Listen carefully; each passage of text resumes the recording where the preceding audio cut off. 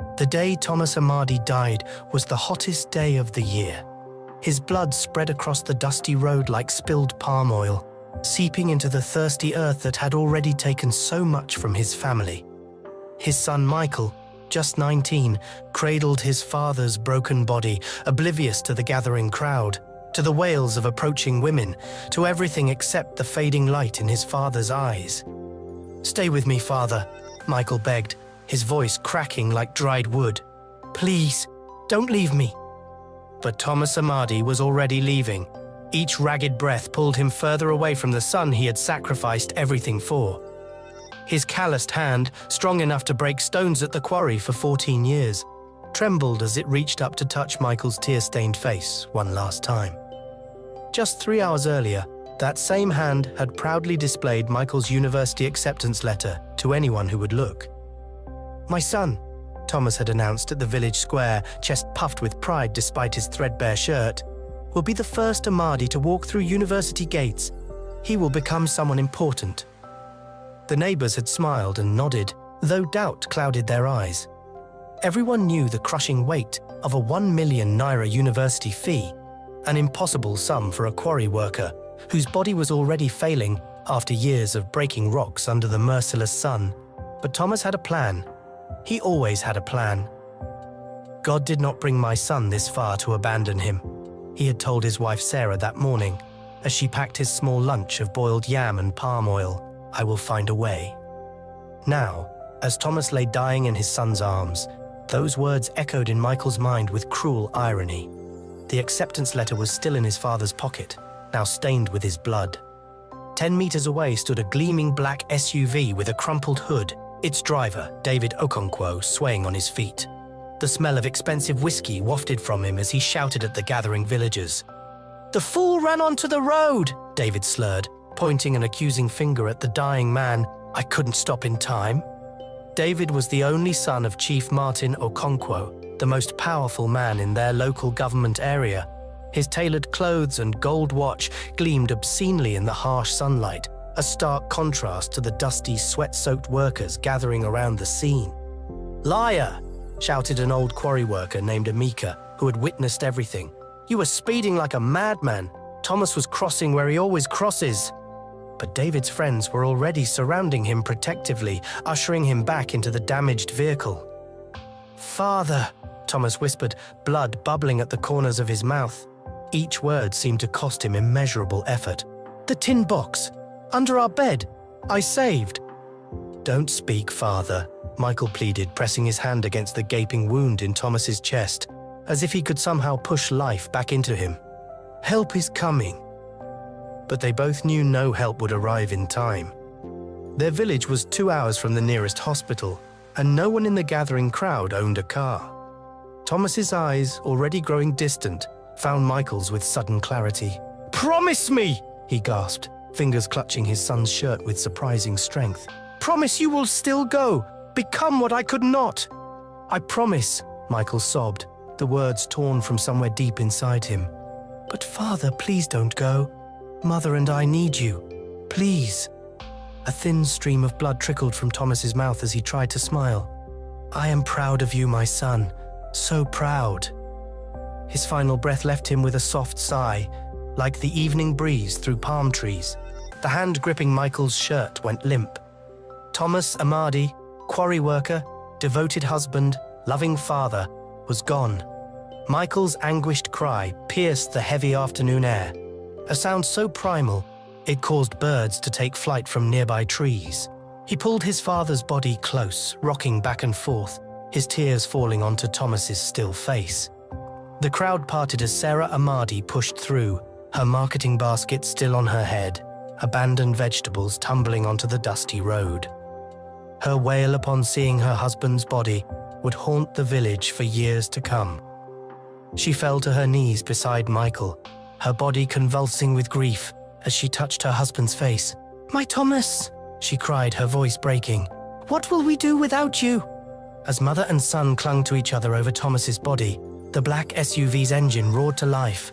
David Okonkwo, his face now a mask of annoyed inconvenience rather than concern, reversed and drove around the scene, splashing dust over the grieving family as he sped away.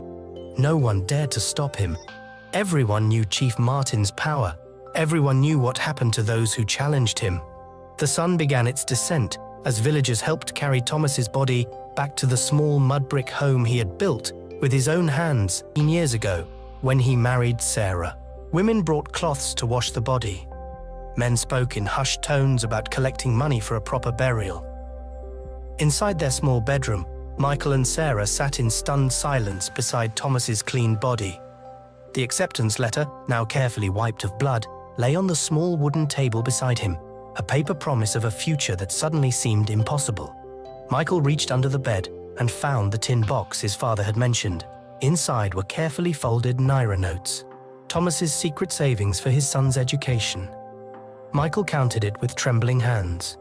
241,000 Naira. Nearly half the tuition, saved one difficult day at a time. "Your father worked extra shifts," Sarah said, her voice hollow with grief. "He wouldn't let me wash his clothes because he didn't want me to find the money in his pockets. He wanted to surprise you when he had it all." Fresh tears spilled down Michael's cheeks. His father had been killing himself slowly at the quarry, sacrificing his body hour by hour to fulfill the dream of university education for his son. "We must get justice," Michael said finally, his young face hardening as he stared at his father's body. "David Okonkwo was drunk. Everyone saw it." Sarah's eyes, swollen from crying, filled with fear. "My son, there is no justice for people like us against people like them. Chief Martin owns the local government chairman. He owns the police. We must accept what God has—" "No!" Michael's fist came down on their wooden table with such force that the kerosene lamp jumped. "I will not accept this. Father deserved better. He deserved everything." His outburst startled them both. Michael had always been a quiet, respectful son, but the boy who had left for school that morning no longer existed.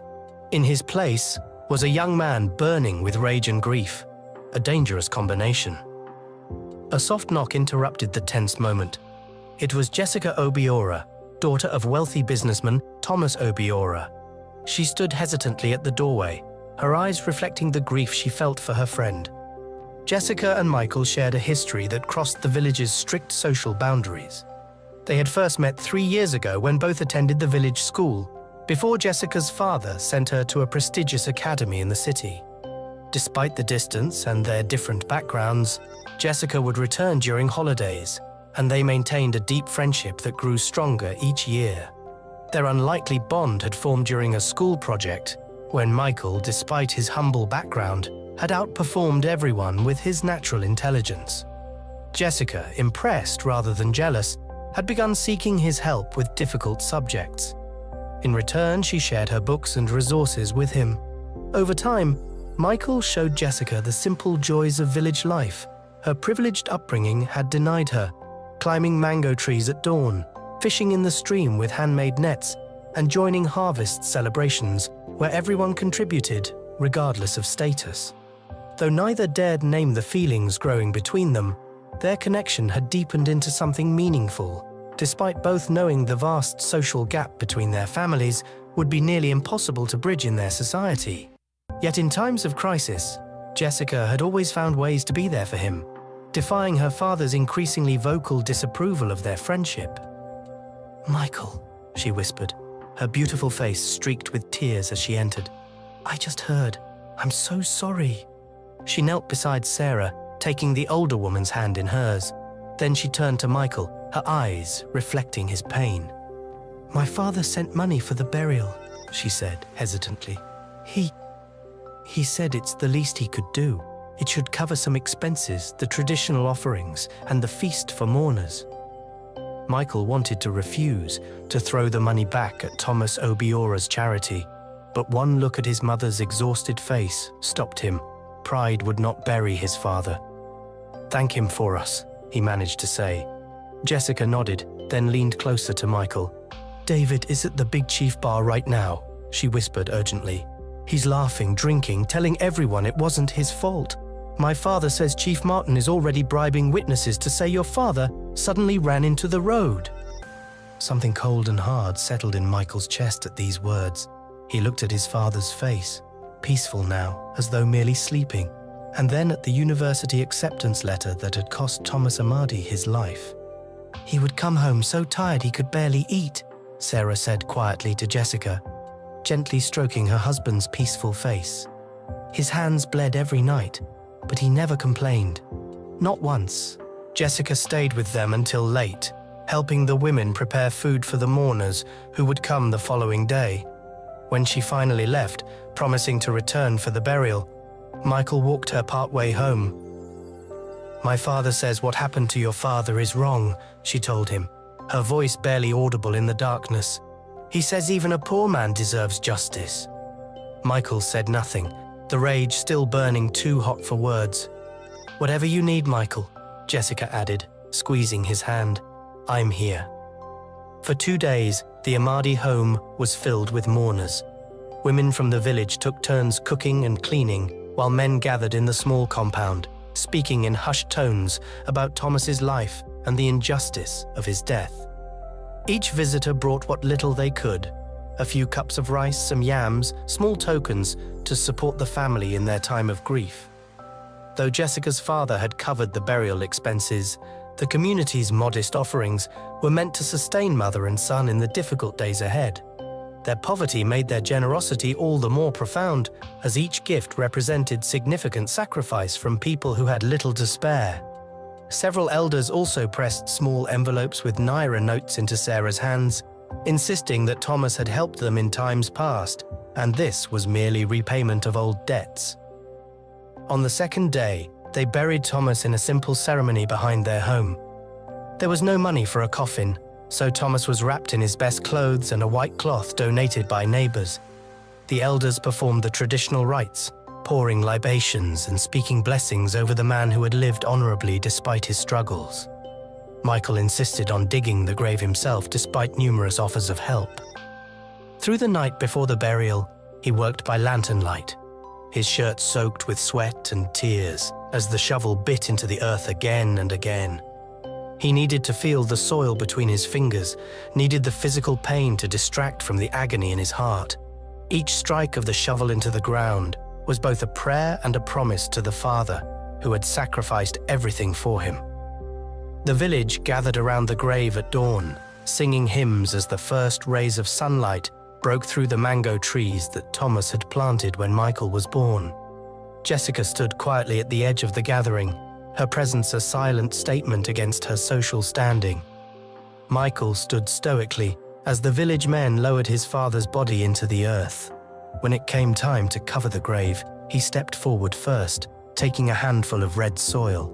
His fingers closed around it tightly before releasing it, the earth making a soft sound as it fell upon the white burial cloth. Each subsequent handful felt heavier than the last, as if he were burying not just his father but also his own future. "Be at peace, my husband," Sarah whispered, as she placed wildflowers on the fresh mound, her voice breaking with emotion. "We will carry on your dream." Old Emeka, who had worked alongside Thomas at the quarry for 15 years, stepped forward with his one good arm and placed Thomas's worn work gloves atop the grave. "These hands built a future for his son," he said, his voice carrying across the solemn gathering. "May the earth lie lightly upon them."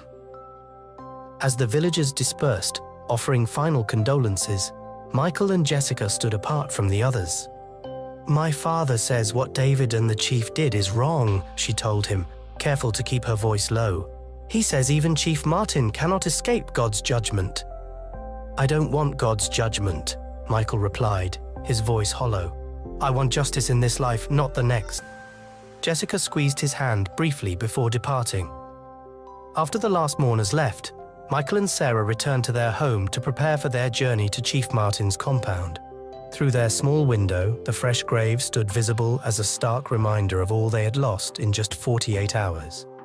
The next morning, before the sun had fully risen, Sarah dressed in her best clothes, the same outfit she had worn to celebrate Michael's acceptance letter, now repurposed for a mission of justice. Michael wore his school uniform, the only formal clothing he owned. "We must look respectable," Sarah said as she straightened his collar, her hands trembling slightly. "We must show them we are not beggars, but people deserving of respect." Together, they walked the 5 kilometers to Chief Martin's compound, a sprawling estate that stood like a fortress compared to the humble homes surrounding it. Guards stopped them at the ornate metal gates, but Sarah's quiet insistence eventually gained them entry to the outer courtyard. There, Chief Martin sat beneath a canopy surrounded by elders and assistants. He held court each morning, resolving disputes and receiving tributes from villagers. David lounged nearby, scrolling through his phone with obvious boredom. When he saw Michael and Sarah approach, David's eyes widened briefly before his expression settled into practiced indifference. He whispered something to his father, who frowned. Sarah walked forward and prostrated herself fully on the ground before the chief, her forehead touching the earth in the ultimate gesture of respect and supplication. Michael followed her example, though every fiber of his being rebelled against bowing to his father's killer's family. "Rise and state your business," Chief Martin said impatiently. Sarah rose to her knees, but remained bent forward. "Great Chief, I come with great sorrow. My husband, Thomas Amadi, was killed 3 days ago on the main road. Witnesses say it was your son's vehicle that struck him." A murmur went through the gathered elders. Chief Martin's face darkened. "My husband was working double shifts at the quarry to pay for our son's university education," Sarah continued, her voice gaining strength. "He was a good man who never harmed anyone. We ask only for justice and compensation so that his death will not also kill our son's future." Chief Martin leaned forward, his voice dangerously soft. "Are you accusing my son of killing your husband?" "I accuse no one, Great Chief," Sarah replied carefully. "I only tell you what witnesses have reported." "And who are these witnesses?" the chief demanded. "Old Emeka saw everything from the roadside, and there were other quarry workers returning home." Chief Martin laughed, and his entourage quickly joined in. "Old Emeka, the man with one good arm, is this your evidence?" David smirked openly now, relaxing back in his chair. "Father, I was barely even in that area. These people are obviously looking for money. They probably pushed the old man in front of my car." Michael could no longer contain himself. He rose to his feet, ignoring his mother's warning hand. "My father's body lies freshly buried because of you. Everyone saw you drinking at Big Chief Bar before driving. Your car still has his blood on it." Guards immediately moved toward Michael, but Chief Martin held up his hand to stop them. He studied the young man for a long moment. "Your father was a quarry worker," he said finally. "A nobody. You should be grateful I'm even listening to you. Many chiefs would have you beaten for your disrespect." He reached into his pocket and withdrew a small wad of notes, tossing them onto the ground between them. "Take this and go. Consider it my personal charity."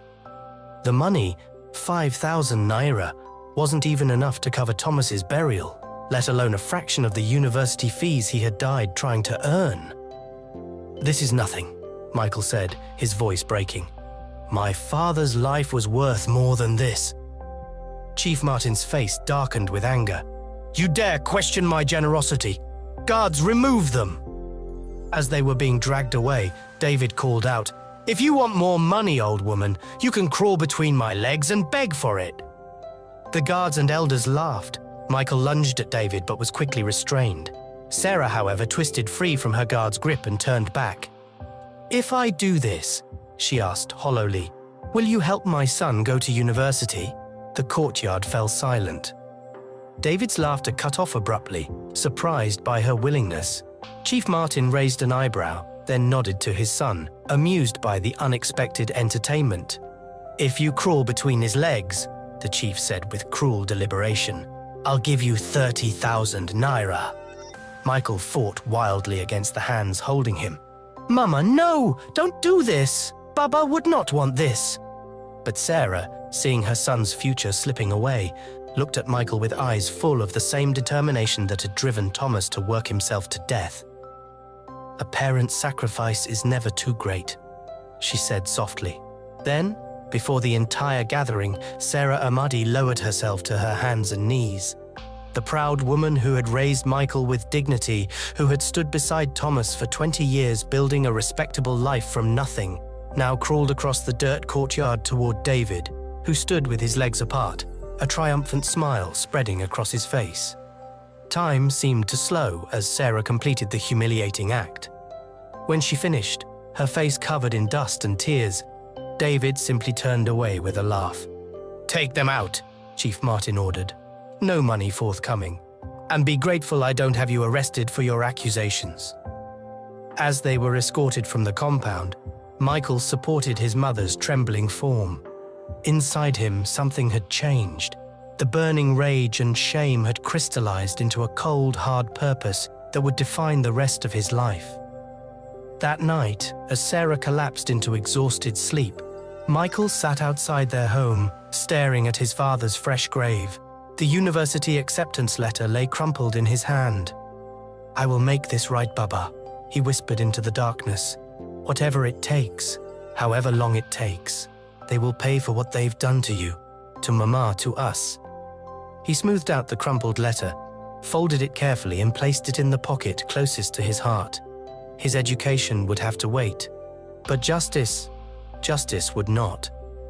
The morning after their humiliation at Chief Martin's compound, Sarah Ahmadi moved differently. Michael noticed it immediately. A new heaviness in her steps, a slight bend in her shoulders that hadn't been there before. She had always carried herself with quiet dignity, even in their poverty. Now, something fundamental had shifted. "We will find another way," Michael insisted, watching her prepare their meager breakfast of gari and soup. "When school reopens, I'll find work in town. Maybe with Uncle Amika at the quarry." "No," Sarah's voice was firm despite her exhaustion. "You will not go to the quarry. Your father died, so you wouldn't have to break stones your whole life." She placed his bowl before him, then sat without taking any food for herself. When Michael pushed his portion toward her, she simply shook her head. "I'm not hungry," she said, avoiding his eyes. This became a pattern in the days that followed. Sarah would claim she had eaten earlier or wasn't feeling well enough for food. Michael began noticing other changes, the increasing pallor of her skin, the way she would sometimes grasp furniture to steady herself when she thought he wasn't looking. 2 weeks after Thomas's burial, Michael woke before dawn to find his mother's sleeping mat empty. Panic seized him until he spotted the note on their small table. "Gone to market in Enugu. Back by evening." But the nearest market town was over 20 kilometers away, and Sarah had never gone there alone before. Something didn't feel right. Michael spent the day helping neighbors repair a leaking roof, partly out of kindness but mostly to distract himself from worry. Jessica found him there in the afternoon, carrying a small basket of fruits. "My father sent these," she said, though Michael suspected the gift was her own idea. "How's your mother?" "She went to Enugu," Michael replied, wiping sweat from his brow. "Alone?" Jessica's brow furrowed. "Enugu? That's strange. My father was there yesterday and said he saw her near the medical center, but I thought he was mistaken." Michael's heart sank. The medical center? But why would his mother go there? They had no money for doctors. When Sarah returned that evening, she seemed more exhausted than the journey alone could explain. Her head wrap was tied slightly differently, and the sleeve of her blouse slipped once to reveal a small bandage on her inner arm, which she quickly covered. "The markets were good today," she said, producing a small bag of rice and some dried fish. "We'll eat well tonight." But Michael had seen the bandage. "You went to the medical center?" he said quietly. Sarah's hands stilled over the cooking pot. Then she sighed deeply. "They pay for blood," she admitted finally. 4,000 naira for each donation. It's safe and we need the money." "Mama, no!" Michael's voice broke. "You're not strong enough for this. You barely eat." "I am stronger than you think," she replied, her tired eyes finding his. "And your father's dream will not die with him." Over the next month, Sarah made 3 more trips to Enugu. Each time she returned with a little money and a little less life in her eyes. The neighbors began to whisper about her declining health, though none dared mention it directly to Michael. Instead, they brought small offerings, extra portions from their cooking pots, herbal tonics, supposedly good for strength, cassava from their farms. "The community takes care of its own," old Amika told Michael one evening. pressing a small envelope of Naira notes into his hand. "We couldn't save your father, but we stand with you now." Michael accepted their kindness with burning eyes. The envelope contained barely 2,000 Naira, a fortune for people as poor as they were, but a drop in the ocean of what he needed for university. One evening, Jessica arrived unexpectedly as dusk was falling. She seemed agitated, glancing nervously over her shoulder as if worried about being followed. "Michael," she whispered, "I overheard my father talking. He said your mother visited a man in Onitsha, a medical broker who deals in body parts." "What?" Michael felt as if the ground had shifted beneath him. "There are people who buy corneas," Jessica continued, her voice trembling, "for transplants. They pay a lot of money, but it's dangerous and not exactly legal."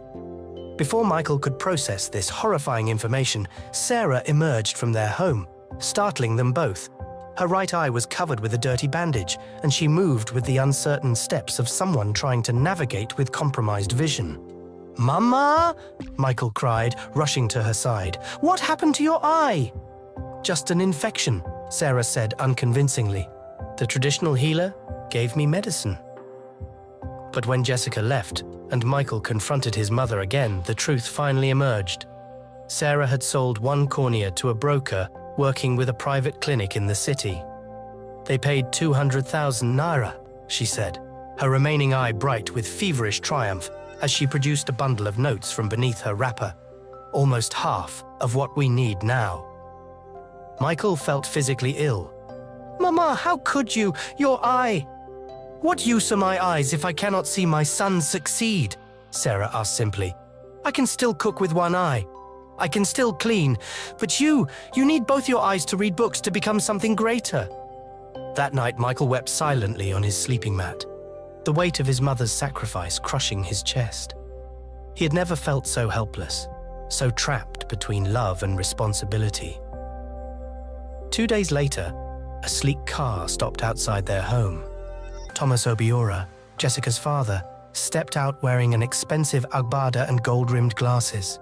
The village children gathered to stare at the rare sight of such wealth in their midst.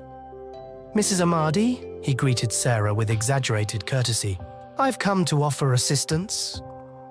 Inside their humble home, Thomas Obiora presented himself as a concerned benefactor. "Your situation has touched my heart," he said, though his eyes remained calculating. "I've brought a solution." The solution was a life insurance policy.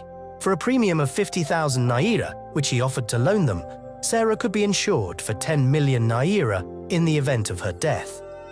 "Think of your son's future," Obiora urged as Sarah studied the documents. "University, a good job, a life free from poverty." Michael watched in horror as understanding dawned. The man was essentially suggesting his mother's death could be profitable. "We don't need your help," he began angrily. But Sarah silenced him with a look from her one good eye. "When must I pay this premium?" she asked Obiora. "I'll need the deed to your land as collateral," he replied smoothly. "Just until you can repay the loan." After Obiora left with their land documents and the signed insurance papers, Michael confronted his mother. "You can't seriously be considering this. He's exploiting your desperation." Sarah's face was calm, resolved. "I've been ill since your father died, Michael. The blood donations, the eye, my body is failing. If my death can give you life, isn't that what a mother should do?" 3 nights later, Michael awoke to strange sounds from the cooking area. He found Sarah grinding herbs in the darkness, bitter plants he recognized from the forest's edge, plants the village elders warned children never to touch. "Mama, what are you doing?" he asked, though in his heart, he already knew. Sarah smiled sadly. "Go back to sleep, my son. Morning will bring a new beginning for you." But Michael couldn't sleep. He sat outside, watching the stars and praying with more fervor than he had ever prayed before. Not to any specific god, but to the universe, to his father's spirit, to anything that might be listening. When dawn broke, he returned inside to find Sarah lying still on her mat, an empty cup beside her hand. Her face was peaceful, but her body was already cooling. "No!" Michael's cry seemed to shake the walls of their small home. "Mama, please, no!" But Sarah Amadi had already departed, Clutched in her hand was a letter addressed to her son. Through tears that blurred the words, Michael read his mother's final message. "My beloved son, do not mourn too deeply. A parent's purpose is to clear the path for their child to walk into greatness. Your father began this journey. I complete it. The insurance money will come to you through Mr. Obiora. Take it, go to university, become the man your father dreamed you would be. My only regret is that I will not see it. I love you more than my own life, which is why I give it to you freely." As neighbors began to gather, drawn by his cries of grief, Michael clutched the insurance document and his mother's letter to his chest. In just over 1 month, he had lost both parents to the brutal machinery of poverty and exploitation. Jessica arrived with the crowd, her face contorted with horror when she understood what had happened. She held Michael as he shook with grief, neither of them noticing her father's car pulling up outside until Thomas Obiora's shadow fell across them. "Such a tragedy," he said, his voice a practiced performance of sympathy, but at least her sacrifice wasn't in vain. In that moment, something inside Michael shifted irrevocably. The boy who had dreamed of university and a better life died alongside his mother. In his place emerged someone harder, colder, someone who understood that in this world, justice would never be given. It must be taken.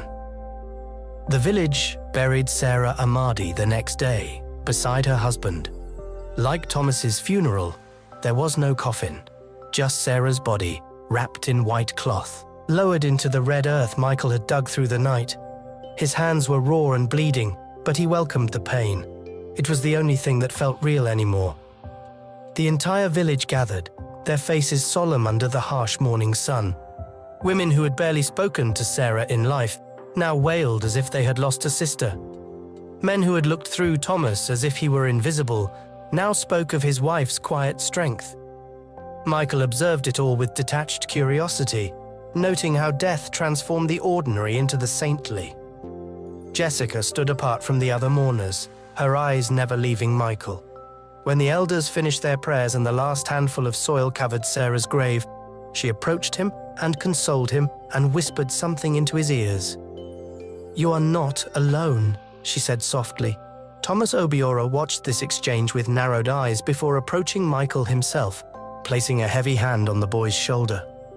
"We should discuss the insurance," he said, not bothering to lower his voice.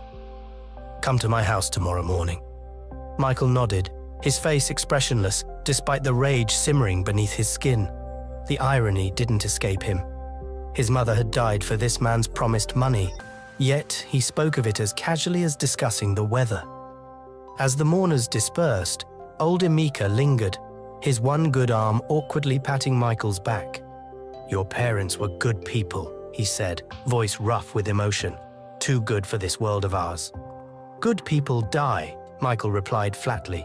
"While men like Chief Martin and his son prosper," Emeka's weathered face creased with concern.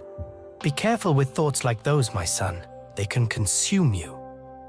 The following morning, Michael walked the long dirt road to Thomas Obiora's compound, a sprawling house with a metal gate and concrete walls.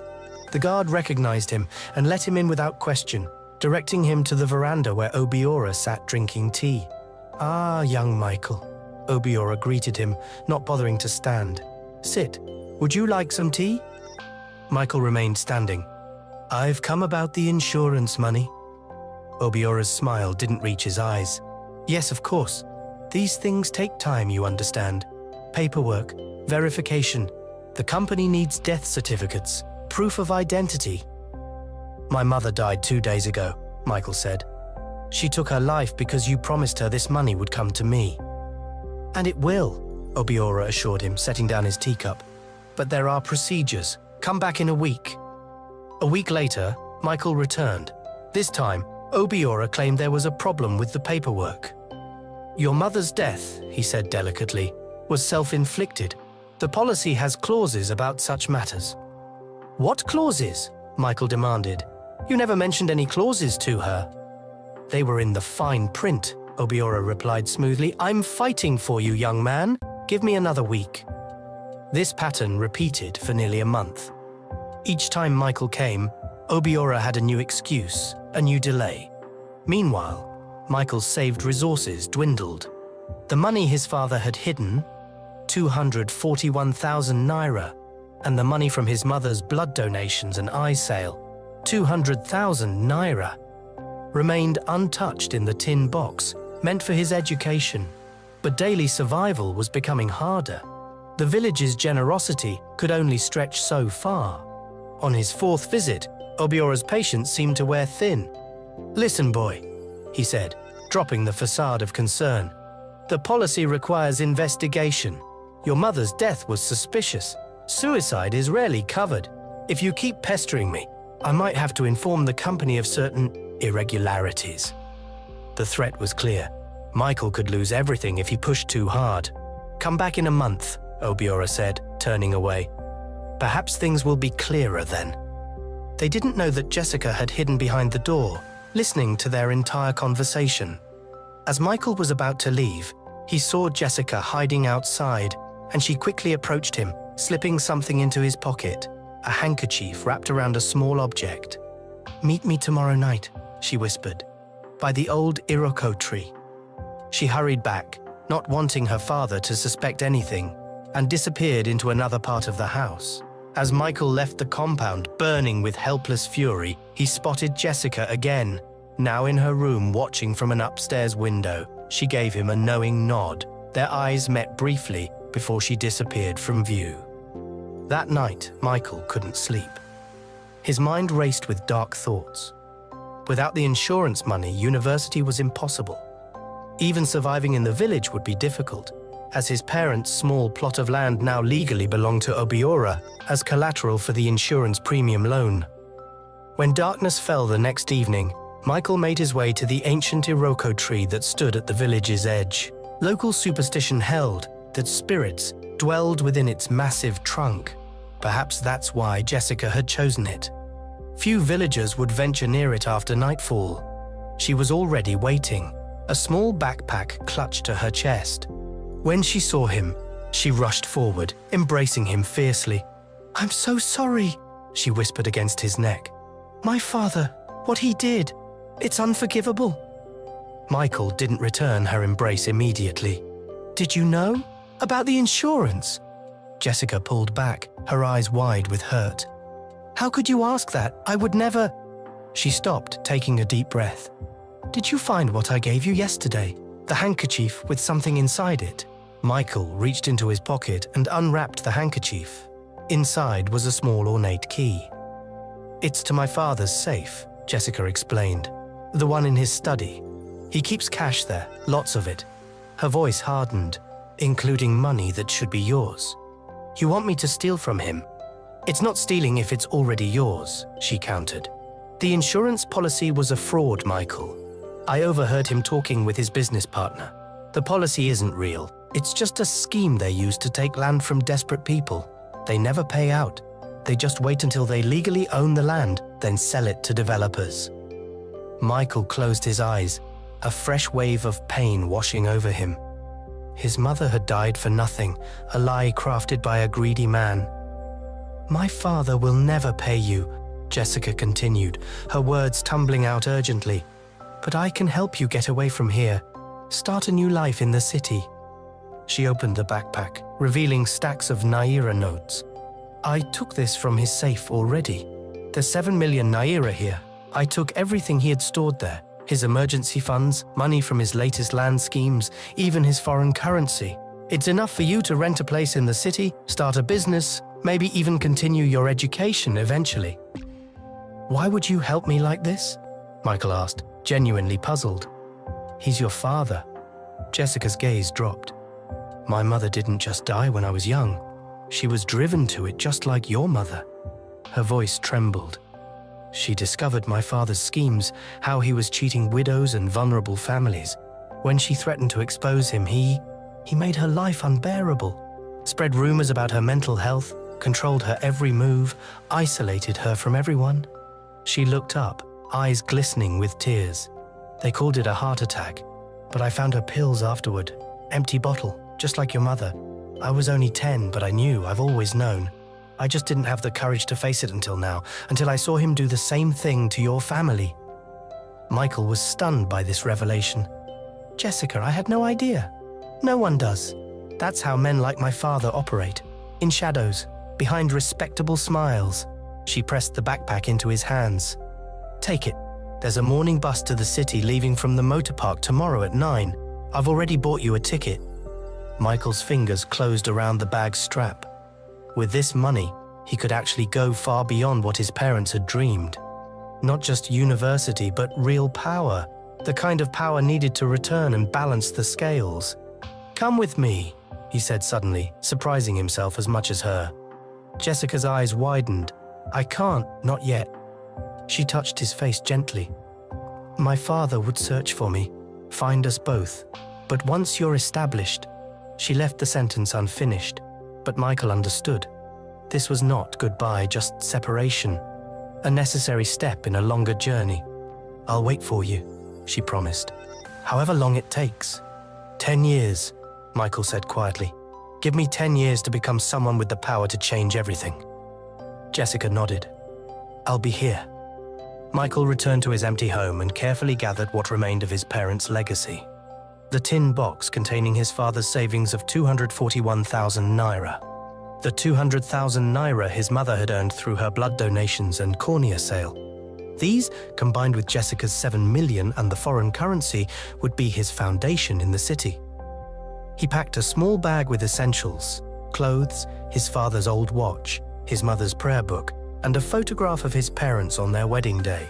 The university acceptance letter remained folded in his pocket, close to his heart, no longer an immediate goal, but a reminder of what his parents had valued.